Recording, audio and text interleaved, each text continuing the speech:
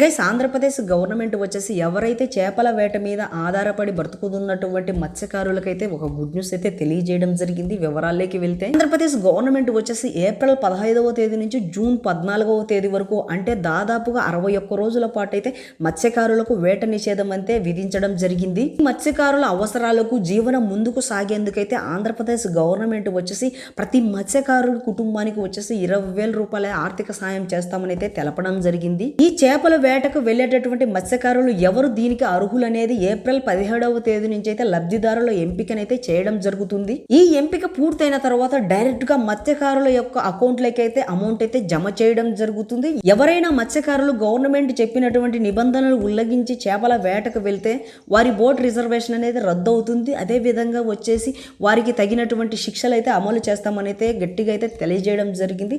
Guys ఇలాంటి మరింత information కొరకు మన వీడియోని ఫాలో చేసి పెట్టుకోండి. మన యూట్యూబ్ ఛానల్ సబ్స్క్రైబ్ చేసుకోండి.